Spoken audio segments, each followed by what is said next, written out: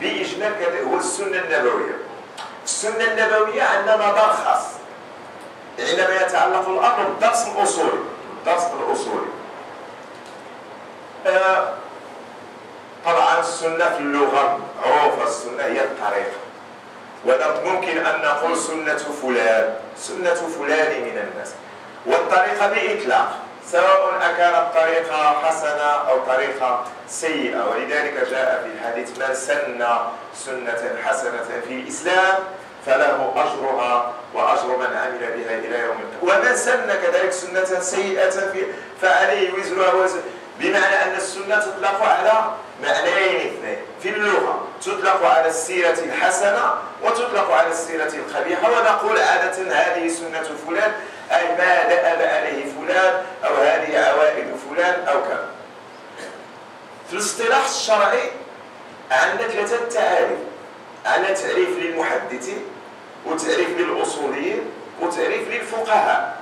ولكن الذي جرى عليه القول هو أن كثيرا ما نتحدث عن السنة بإطلاق ونعتقد بأننا نتكلم في الأصول. تعريف العام للسنة هي ماذا؟ هي كل هذا كله هي اللي مهمة في هذا، هي كل ما صدر عن الرسول صلى الله عليه وسلم من قول أو فعل أو تقرير. كيزيدوا هذا كيقولوا أو عندنا احنا ما يسمى بصفات الرسول صلى الله عليه وسلم، أوصاف الرسول صلى الله عليه وسلم، أو أوصاف خلقية وخلقية. هذا كله كيدخلوا العلماء كيدخلوا في المبحث، ولكن شكون هذا اللي كيهتم بكل شكون هما في نظركم؟ الذي يهتم بالأحاديث بغض النظر هو الذي يشغله هو أن يثبت بأن هذا الخبر الذي وصلنا هو منسوب للرسول صلى الله عليه وسلم، أو أنه يصف الرسول صلى الله عليه وسلم بكذا. هم المحدثون. المحدث هو غايته ماذا؟ غايته جمع النصوص المتعلقة بحياة الرسول صلى الله عليه وسلم، أقواله، أفعاله، تقريراته، والنظر في ماذا؟ في أسانيد والروايات والطرق التي بلغت بواسطة هذه المضامين اللي كنسموا احنا المتون في علم الحديث. وعندما ينظر في هذا السند وينظر في المتن غايته أن يحكم إما برتبة من رتب هذا الحديث، وعلى كل حال هو السعي هو إلى الإطمئنان على أن هذا الذي جاءنا هو قول منسوب إلى الرسول صلى الله عليه وسلم نسبة صحيحة. هذا هو، حتى إذا كانت ضعيفة هو كيرتبها باش عندما يستدل به يعرف كيف يستدل بهذا النص أو ذاك. ولكن الفقهاء عندهم مسألة السنة شيء آخر. احنا هذا عند قلنا ماذا؟ عند المحدثين السنة يعطى هذا المعنى الجامع. الفقهاء إذا قلنا مثلا هذا الفعل سنة، ماذا يقصدون بهذا القول؟ أي أنه ليس بفريضة. ولذلك نجد مثلا في الفقه نقرأ فرائض الوضوء وبعدها ماذا؟ سنن الوضوء. فلفظ السنة عندما يطلق فقها لا يقصد به السنة بمعنى المحدث، أقوال وأفعال وتقريرات وأوصاف خلقية، لا، يقصدون بها شيئا آخر وهو أن الفعل ليس بفرض. إذن السنة ما ليس بفريضة، هذا هو الفعل السنة، هذا هو السنة عند الفقهاء. نعم، زيدوا هنا حال الله يجزيكم بخير. عند الفقهاء، ولذلك تصنيفات انتم عرفوا اي كتاب الان ناخذينه مثلا في العلوم الشرعيه ماذا سنجد؟ نجد مثلا فرائض الوضوء، سنن الوضوء، فرائض الصلاه، سنن الصلاه، فرائض جميع انواع العبادات كنوجدوا فيها هذا المعنى السنه.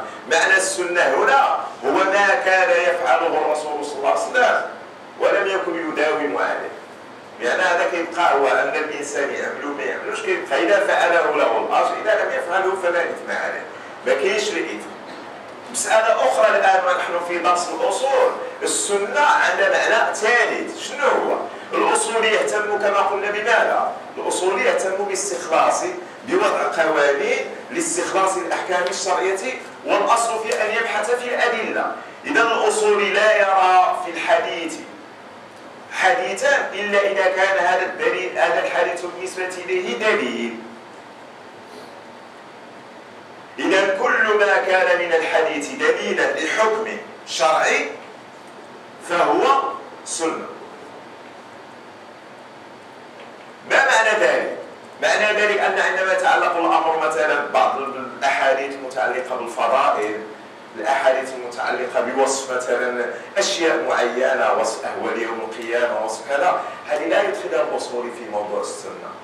السنة بالنسبة إليه مقيدة بماذا؟ كي يقولون السنة هي ما صح، باش نكملوا التعريف،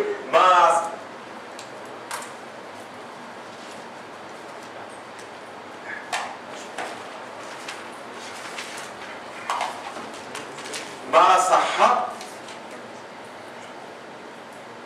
أن يكون شيء، ما صح أن يكون دليلا لحكم شرعي فهو السنة. إذا الذي لا يكون دليلا لحكم شرعي هل يسمى سنة؟ لا يسمى سنة عند الأصول. إذا عرفنا الآن التفاوت. إذا عندما نقول السنة عند المحدث، غرض المحدث بحسب الوظيفة التي يقوم بها المحدث. المحدث غايته أن يجمع، يعني المحدث ما كيبقاش يشوف المتن، هو كيشوف السند، هذا القول واش منسوب إلى رسول الله، يكفي كيجمع وكيصنفوا هذا باب كذا، هذا الأحكام، هذا الفضائل.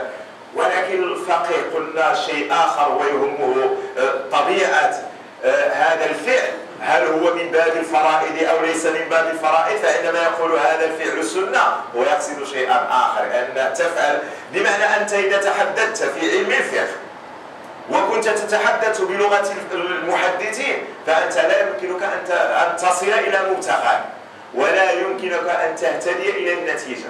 فكل مجال إلا وهو مقيد بماذا؟ بهذا المصطلح.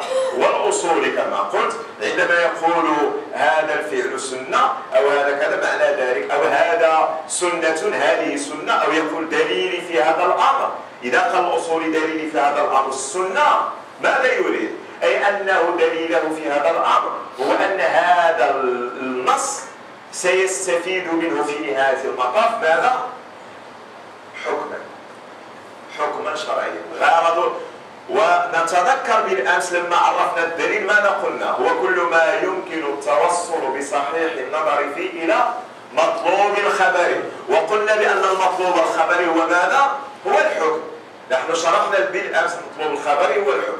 فعندما يكون موضوع نظري الأصولي هو ماذا؟ هو الحديث، يكون هذا الحديث سنة أو يكون، وكاين بعض العموم وخصوص بين الحديث والسنة، لأن لفظ السنة هو شامل إلى غيره. هو ما صح أن يكون دليلا لحكم شرعي، هذا هو السنة. فاختلف كما قلت مفهوم السنة بين هذه المجالات. طبعا قد نقول هل هناك يا أستاذ هناك فواصل وهناك لا، هي المسائل هناك تداخل، ولكن فقط هذا تمييز نسميه تمييزا منهجيا. تمييزا منهجيا حتى يكون مثلا المشتغل في علم الأصول يعرف عندما يتعلق الأمر بالأصول ماذا يريد الأصولي بقول لفظ السنة، وعندما يتعلق الأمر بالحديث ماذا يريد المحدث بلفظ السنة، وكذلك عندما يتعلق المجال بالفقهيات ماذا يريد الفقيه بلفظ السنة. إذن هذا في موضوع السنة.